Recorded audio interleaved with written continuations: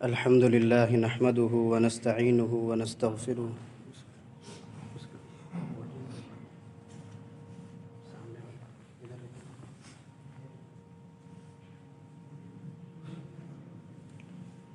الحمد لله نحمده ونستعينه ونستغفره ونؤمن به ونتوكل عليه ونعوذ بالله من شرور أنفسنا ومن سيئات أعمالنا من يهده الله فلا مضل له ومن يضلله فلا هادي له أما بعد فقد قال الله تبارك وتعالى في كلامه المجيد والفرقان الحميد أعوذ بالله من الشيطان الرجيم بسم الله الرحمن الرحيم إن ينصركم الله فلا غالب لكم وإن يخذلكم فمن ذا الذي ينصركم من بعده وعلى الله فليتوكل المؤمنون صدق اللہ العظیم۔ حاضرین محترم، آج کی یہ مجلس نمبر شمار کے اعتبار سے 114 نمبر کی مجلس ہے۔ آج کی اس مجلس میں سورہ آل عمران کی آیت نمبر 160 سے آیت نمبر 164 تک کی آیات پر مشتمل ہے۔ گزشتہ مجلس میں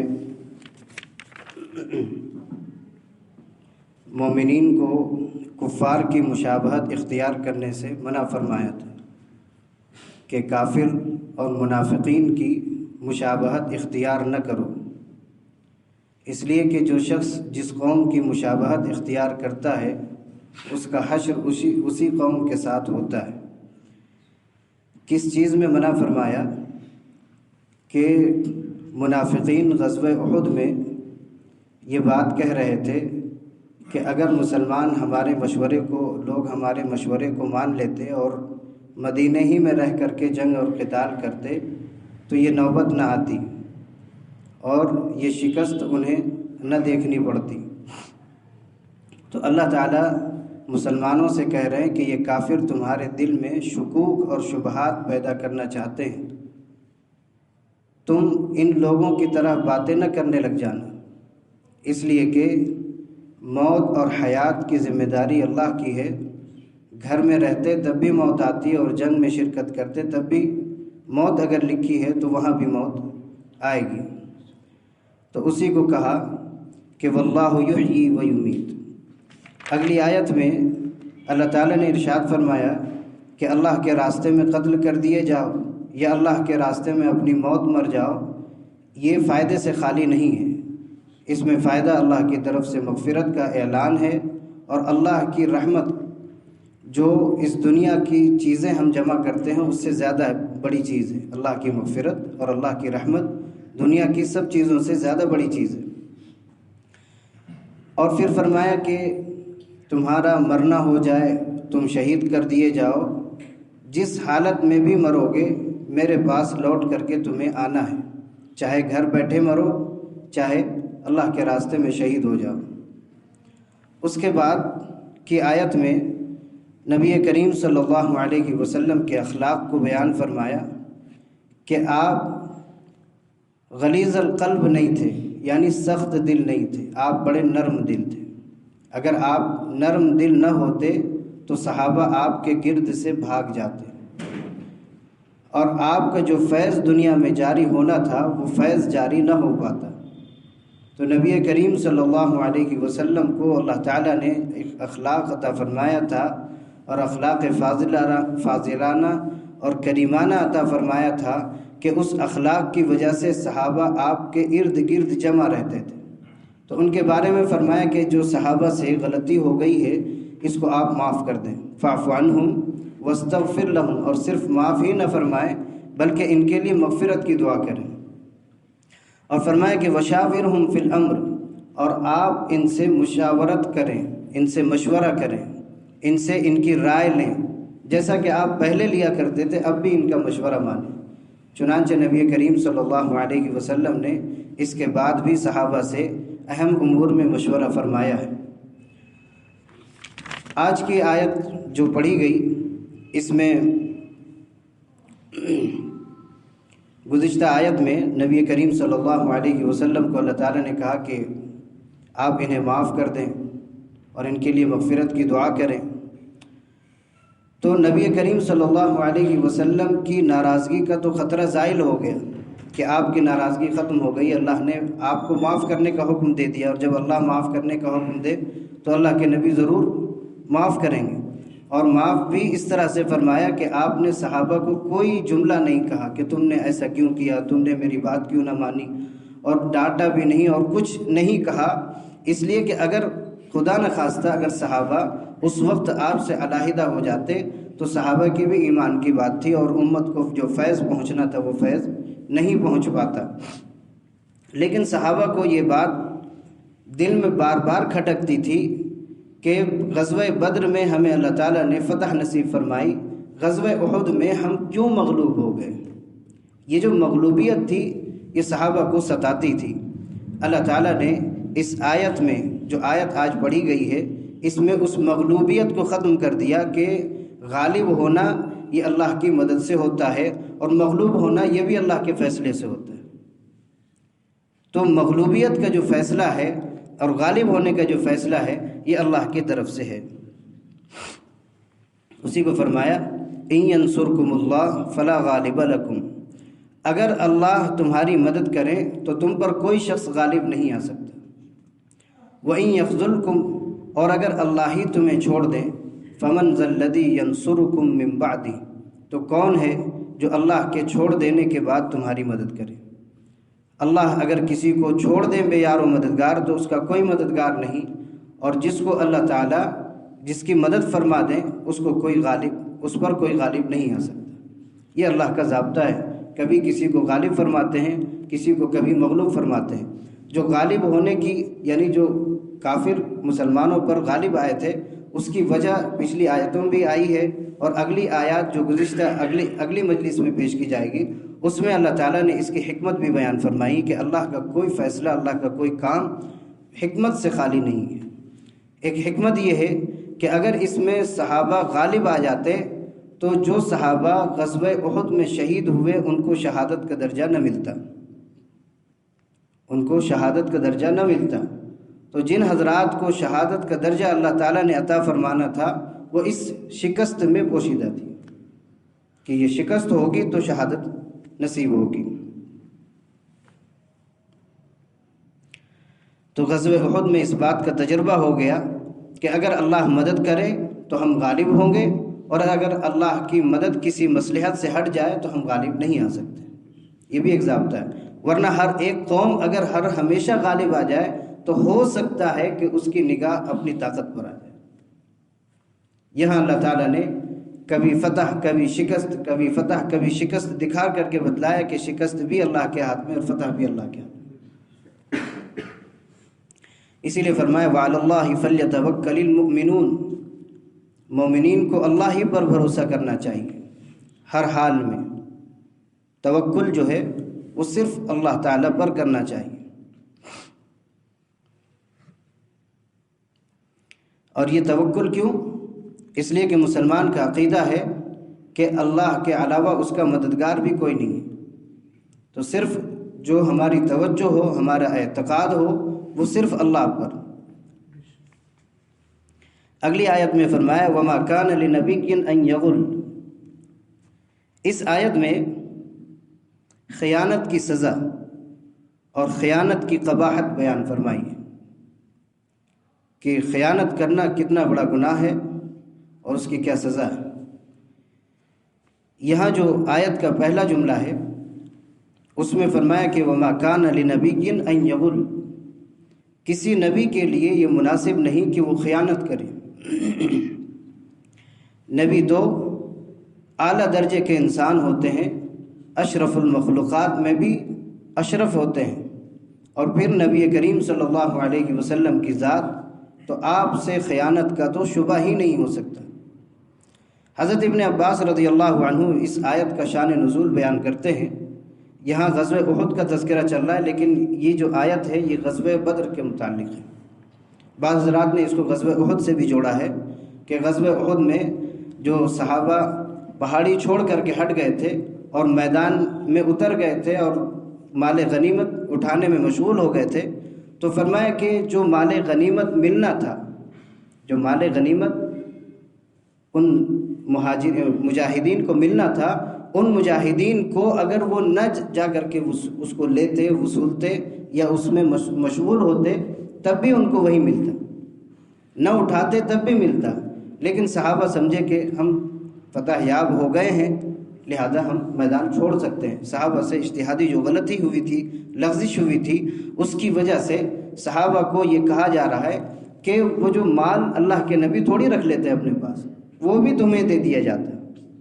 یہ صحابہ کو تنبیہ کر رہے ہیں، لیکن صحابہ کی تنبیہ بار بار، اور پھر اللہ تعالیٰ نے معافی کا اعلان بھی فرمایا گزشتہ 2 آیتوں میں کہ اللہ تعالیٰ نے فرمایا وَلَقَدْ عَفَا اللَّهُ عَنْهُمْ، اللہ تعالیٰ نے ان کے گناہ کو معاف کر دیا، لہذا ہم ان کے بارے میں غلط سوچ بھی نہیں سکتے، اگر ہم سوچیں گے تو ہمارے ایمان کو خطرہ ہوگا۔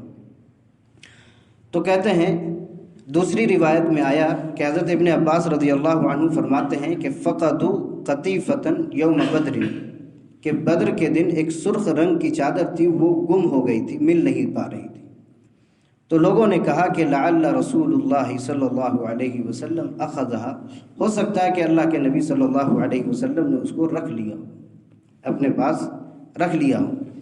یہ جو چیز ہے یہ حسن ظن کے اعتبار سے کہ اللہ کے نبی اس مال کے مالک ہیں، جو چاہیں اپنے پاس رکھ سکتے ہوں، تو ہو سکتا ہے کہ وہ چادر آپ نے رکھ لی ہو۔ بعض صحابہ کی یہ رائے تھی، لیکن بعض روایتوں میں آتا ہے کہ منافقین نے یہ تہمت لگائی کہ ہو سکتا ہے کیا یہ نبی کریم صلی اللہ علیہ وسلم نے رکھ لیا، آپ پر تہمت لگائی منافقین نے۔ تو یہ آیت نازل ہوئی وَمَا كَانَ لِنَبِيٍّ أَن يَغُلَّ، کسی نبی کے لیے یہ مناسب نہیں کہ وہ خیانت کرے، چہ جائے کہ نبی کریم صلی اللہ علیہ وسلم کی ذات ہو، آپ سے تو خیانت کا صدور ہی نہیں ہو سکتا۔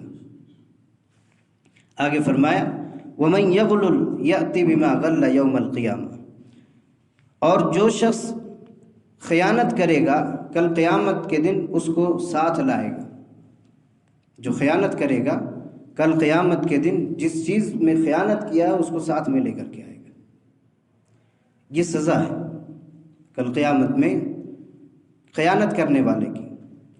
حدیث پاک کے اندر آتا ہے، مسند احمد کی روایت ہے، حضرت ابی مالک اشجعی رضی اللہ عنہ کہتے ہیں کہ نبی کریم صلی اللہ علیہ وسلم نے ارشاد فرمایا اعظم الغلول عند اللہ ذراع من الارض، سب سے بڑا جو دھوکہ ہے اور سب سے بڑی خیانت وہ زمین کا ٹکڑا ہے، کہ جو 2 شخصوں کے درمیان ہو، زمین میں ہو یا گھر میں حصہ ہو، اور فرمایا کہ فَيَقْطَعُ أَحَدُهُمَا مِنْ حَظِّ صَاحِبِهِ ذِرَاعًا، اپنے دونوں ساتھیوں میں سے کسی ایک نے اگر کسی ایک ساتھی کا حصہ ایک بالشت بھی دبا لیا، فَإِذَا اقْطَعْتَهُ طُوِّقَهُ مِنْ 7 أَرْضِينَ إِلَى يَوْمِ الْقِيَامَةِ، فرماتے ہیں کہ اس زمین کا 7 حصہ، 7 زمین اس کے گردن پر لاد کر کے اس کو لائے گا، یعنی جتنی زمین میں وہ خیانت کرے گا اس زمین کی 7 تہیں اس کی گردن پر ہوگی۔ کتنی بڑی سزا ہے کہ اس وقت آدمی ایک تو اپنے گناہوں میں ڈوبا ہوگا اور گناہوں میں اس کا بوجھ اس پر ہوگا، اور پھر ساتھ میں زمین کا بوجھ۔ آپ اندازہ کیجئے کہ اگر کوئی شخص اپنے کاندھے پر ایک بوری رکھ لے 25 کلو کی، اس کی جو حالت بنتی ہے، اور وہ زمین جو 7 زمینیں اس کے گردن پر اللہ تعالیٰ لاد کر کے اس کو میدان محشر میں جمع فرمائیں گے، کیا کیفیت ہوگی۔ تو فرمایا کہ قیامت کے دن جو انسان خیانت کرے گا اس خیانت کو ساتھ میں لے کر کے آئے۔ ایک دوسری حدیث میں آیا، بخاری اور مسلم کی حدیث ہے، فرمایا کہ من ظلم قید شبر من الارض، کہ جو شخص زمین بالشت بھر بھی ظلم کر کے رکھتا ہے، لے لیتا ہے، ظلمن کسی سے لے لیتا ہے، توقہ یوم القیامت من 7 ارضین، فرمایا کہ 7 زمین کا طوق وہ گردن میں لے کر کے آئے، اس کو 7 زمینوں کا طوق پہنایا جائے گا۔ بلکہ ایک اور حدیث میں فرمایا کہ والذی نفس محمد بیدی، اس ذات کی قسم جس کے قبضے میں محمد صلی اللہ علیہ وسلم کی جان ہے، لا یأتی احد منکم منہا بشیء الا جاء به یوم القیامت علی رقبتی، کہ کوئی شخص اگر کوئی خیانت کرے گا اور تو اس کو قیامت کے دن اپنی گردن پر اٹھا کر کے لائے گا، اپنی گردن پر اس کو رکھ کر کے لائے گا۔ فرمایا کہ تفصیل بتائی کہ کس طرح سے لائے گا۔ فرمایا ان کان بعیرا لہ رغاء، فرمایا کہ اگر اونٹ ہوگا تو وہ چلاتا ہوا آئے گا ساتھ میں اس کے، او بقرۃ لہا خوار، اگر گائے بیل اگر اس نے خیانت کی ہوگی تو وہ گائے یا بیل اس کے ساتھ چلاتا ہوا آئے گا، او شاتن تیعر، یا اگر بکری اس نے خیانت کی ہوگی تو بکری بھی اس کے ساتھ چلاتی ہوئی چلی آئے گی۔ تو خیانت جو چیز ہوگی دنیا کے اندر، جس کے مال میں جس کی چیزوں میں خیانت کر کے انسان آیا ہوگا، اس خیانت کو اللہ تعالیٰ کل قیامت میں پیش کر دیں گے اسی شکل میں، اور یہ معاف بھی نہیں ہوتا، خیانت معاف بھی نہیں ہوتا، کہ اگر کسی نے کسی کی زمین میں خیانت کر لی ہے، اب شرم آتی ہے واپس کرتے مثال کے طور پر کہ ہم نے دبا لی تھی، اور توبہ کرتا اللہ تعالیٰ میں نے غلطی کر لی ہے اس کو معاف کرتے، تو یہ معاف بھی نہیں ہوگا، اس لیے کہ جس کی زمین ہے اس کو واپس کر دو، معاف ہو جائے گا خود بخود۔ جس کے ساتھ خیانت کی ہے اس کو واپس کر دو، اس کی رقم واپس کر دو کم از کم، وہ خیانت ختم ہو جائے گی۔ لیکن اگر اللہ سے 100 دفعہ معافی مانگے گا، معافی نہیں ملے گی۔ یہ حقوق العباد ہے۔ حقوق العباد کو اللہ تعالیٰ بندوں کے حوالے فرما دیتے ہیں، بندہ اگر معاف کرے گا تو ٹھیک ہے، نہیں معاف کیا تو اللہ ہی اس کا مالک ہے۔ آج کل اوقاف کے جو اموال ہیں، جو وقف شدہ مال ہوتے ہیں، جیسے مساجد وقف ہوتی ہیں، اس کی زمینوں پر لوگ بے جا قبضہ کیے ہوتے ہیں۔ جتنے سال تک انسان اس پر قبضہ کر کے رہے گا اس کا وبال تو اس کے اوپر آتا رہے گا۔ اور آج یہاں سننے کو ملتا ہے، یہاں بھی بلاسپور میں اور جگہ جگہ پر جہاں مسجدوں کی جو زمینیں ہیں اس پر بے جا قبضہ ہے، اور جو اس کے کرائے ہیں، جو اس کی آمد ہونی چاہیے وہ کرائے ہم نہیں دیتے، یہ بھی خیانت ہے۔ یہ خیانت کل قیامت میں ہم لا پائیں گے، اندازہ کیجیے۔ یہ تو معاف بھی نہیں ہوگا، اس کا تو معاف کرنے والا کوئی بھی شخص نہیں ہے، وہ تو جس نے وقف کیا تھا وہ تو دنیا سے چلا گیا۔ یہ ملکیت سب مسلمانوں کی ہو گئی، کس سے معافی مانگے گا؟ کس سے معاف کروائے گا؟ تو معافی کی بھی شکل نہیں ہے اس کی، اور اللہ کے یہاں جب معافی کے بغیر پہنچے گا تو پھر کیا ہوگا؟ توبہ بھی نہیں ہو سکتی اس کی، کہ توبہ بھی اس کی نہیں ہے۔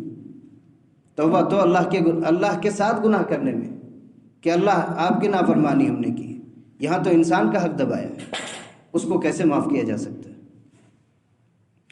تو آج اوقاف کے اموال میں بہت زیادہ غبن ہوتا ہے، دھوکہ اور خیانت سے کام لیا جا رہا ہے، اور لوگ اس پر یہ قبضہ کر کے بیٹھے ہوئے ہیں یہ سوچ کر کہ یہ اللہ تعالیٰ کی طرف سے ہے۔ ہاں، اللہ تعالیٰ کی طرف سے آپ کی آزمائش ہے، آپ کب تک اس کے اندر خیانت کرتے ہیں؟ اچھا، اگر کسی نے بعد میں کسی کو ہوش آیا کہ اتنے سالوں تک ہم نے خیانت کر لی، اب ہم اچھائی کی زندگی گزاریں گے، تو پہلی چیزوں کا بھی حساب دینا ہوگا کہ پہلا جو مال ہم نے نہیں دیا ہے اس کا کیا ہوگا۔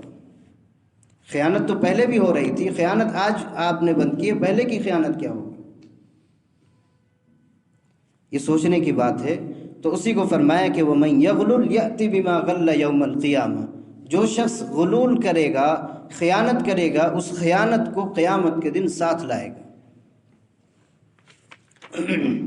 ثُمَّ تُوَفَّى كُلُّ نَفْسٍ مَّا كَسَبَتْ وَهُمْ لَا يُظْلَمُونَ، اللہ تعالیٰ فرماتے ہیں پھر ہر شخص کو اس کے کیے کا پورا پورا بدلہ دیں گے۔ وَهُمْ لَا يُظْلَمُونَ، ظلم نہیں ہوگا۔ جتنی خیانت کی ہوگی، جتنا گناہ کیا ہوگا، جتنی غلطی کی ہوگی، اتنی ہی سزا ملے گی۔ اب ظاہر ہے کہ کسی نے اگر خیانت کی ہوگی زمین میں، تو وہ زمین کی خیانت کا جو وبال اس کے اوپر ساتھ زمین کا طوق بنا کر کے ڈالا جائے گا، وہ کیا کم ہے؟ ظلم تو اس پر نہیں ہوگا، لیکن سزا پوری پوری ملے گی۔ اللہ حفاظت فرمائے۔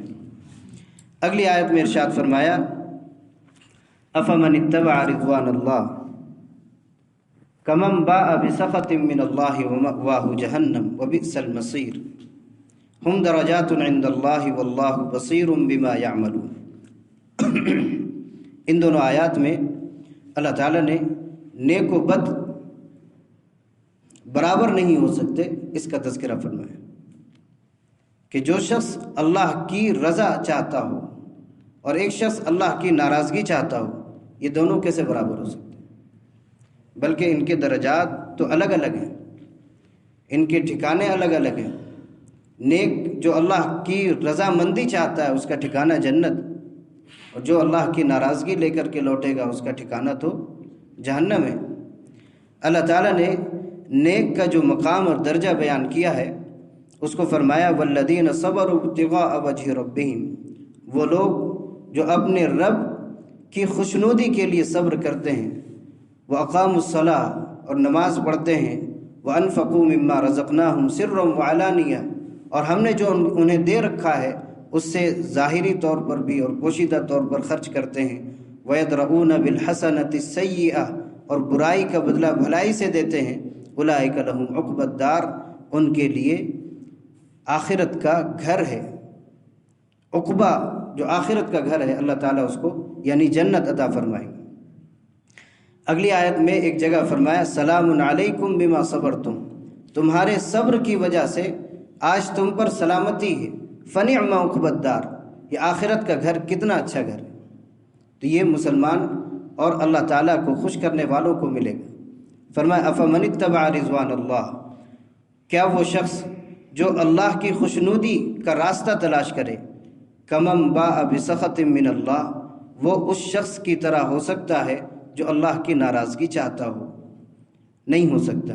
ومأواہ جہنم، اس کا ٹھکانہ تو جہنم ہے، وبئس المصیر اور کیا ہی برا ٹھکانہ ہے۔ ہم درجات عند اللہ، فرمایا کہ دونوں کے درجات اللہ کے یہاں الگ الگ ہیں، اس کا ٹھکانہ جہنم ہے اور اللہ کی خوشنودی چاہنے والے کا ٹھکانہ جنت ہے۔ واللہ بصیر بما یعملون، اور جو لوگ عمل کرتے ہیں اللہ تعالیٰ اس کو دیکھ رہے ہیں، اللہ تعالیٰ سارے اعمال سے باخبر ہیں، سب کو دیکھ بھی رہے ہیں۔ ایک آیت رہ گئی ہے، اس کو سن لیجیے۔ اگلی آیت میں اللہ تعالیٰ نے ارشاد فرمایا لقد من اللہ علی المؤمنین اذ بعث فیہم رسولا من انفسہم۔ اس آیت میں اللہ تعالیٰ نے ایک خاص نعمت اور بہت بڑی نعمت بتلا کر کے احسان جتلایا، یعنی اللہ تعالیٰ نے ایک خاص نعمت فرمائی ہے اور اس نعمت کی طرف ہماری توجہ دلائی ہے، اور توجہ دلا کر کے احسان جتلایا کہ ہم نے بہت بڑا احسان تم پر کیا۔ کیا ہے؟ فرمایا لقد من اللہ علی المؤمنین، اللہ تعالیٰ نے مومنین پر احسان فرمایا۔ کیا؟ اذ بعث فیہم رسولا من انفسہم، جب انہی میں کا رسول ان میں بھیجا، یعنی نبی کریم صلی اللہ علیہ وسلم کو رسول بنا کر جو بھیجا گیا، یہ اللہ کا بہت بڑا انعام ہے، اللہ کی طرف سے بہت بڑی نعمت ہے۔ یہ اللہ تعالیٰ احسان جتلا رہے ہیں کہ میں نے اپنا نبی تمہارے پاس بھیجا، کہ ہم اس نبی کی امت ہیں، تو یہ ہم پر احسان ہے اللہ کا، یہ ہماری مرضی سے بھی نہیں ہوا، اللہ نے اپنے اختیار سے ہمیں دیا، تو یہ تو مزید احسان ہے، احسان پر احسان ہے۔ ایک آدمی کسی چیز کو چاہتا ہو اور اس کو مل جائے، وہ احسان تو ہے، لیکن ایک آدمی اس کو جانتا ہی نہیں تھا، چاہتا نہیں تھا، نہیں اس کو جانتا نہیں تھا، پھر اس کو وہ نعمت مل جائے تو یہ نعمت کے اوپر نعمت ہے۔ تو اللہ تعالیٰ نے ہمیں جو نبی عطا فرمایا، اس نبی کی وجہ سے اللہ تعالیٰ ہم پر احسان جتلا رہے ہیں۔ اور فرمایا اس نبی کا کیا کام، بعثت کا مقصد بتلایا کہ اس نبی کی بعثت کس وجہ سے ہوئی۔ یہ جو آیت میں نے آپ کے سامنے پیش کی ہے، یہ آیت قرآن پاک میں 4 دفعہ آئی ہے تقریباً۔ ایک دفعہ سورۃ البقرہ آیت نمبر 129 پر اس کا ذکر آیا، تھوڑے الفاظ کے رد و بدل کے ساتھ، اور پھر سورۃ البقرہ ہی میں 151 نمبر پر یہ آیت پارہ ختم ہونے سے پہلے یہ آیت پھر سے دوبارہ حضرت ابراہیم علیہ السلام کی دعا کے وقت اس کا تذکرہ ہوا۔ نہیں، پہلی جو آیت ہے 129 یہ حضرت ابراہیم علیہ السلام کی دعا کے تذکرے میں ہے، اور اگلی پھر آیت جب سورہ بقرہ کی جو دوسرے پارے کے دوسرے رکوع میں اللہ تعالیٰ نے اس کو پھر ذکر فرمایا 151 نمبر کی آیت میں، اور پھر یہاں تیسری دفعہ یہ جو آیت ہے 164 نمبر کی، اور پھر ایک آخری دفعہ سورۃ الجمعہ کے اندر دوسرے نمبر کی آیت پر اللہ تعالیٰ نے اسی آیت کا ذکر فرمایا۔ تو یہاں اللہ تعالیٰ نے نبی کریم صلی اللہ علیہ وسلم کو دنیا میں بھیجنے کا مقصد بیان فرمایا، یتلو علیہم آیاتی، کہ وہ لوگوں کے سامنے اللہ کی آیتیں پڑھ کر کے سنائیں۔ اللہ کی آیت پڑھ کر کے سنانے کا مطلب قرآن پاک کی تلاوت کریں، تو قرآن پاک کی تلاوت پڑھ کر کے سنانا یہ نبی کا کام ہے، اور یہ نبی کے واسطے سے ہر اس شخص کو ملا ہے جو قرآن پڑھ کر کے سنا سکتا ہے۔ اگر ہم قرآن نہ سیکھیں تو دوسرے کو کیسے سنا سکتے ہیں؟ تو اس نعمت سے ہم خود محروم ہو جائیں گے۔ تو ہمارے لیے قرآن کا سیکھنا بھی ضروری ہے، تاکہ ہم پڑھیں دوسرا کوئی سنے، کم از کم پڑھ ہی سکیں، اتنا سیکھنا بہت زیادہ ضروری ہے۔ قرآن کا پڑھنا، قرآن کا سننا، قرآن کا دیکھنا، یہ سب کچھ اس کے اندر داخل ہے، اس لیے کہ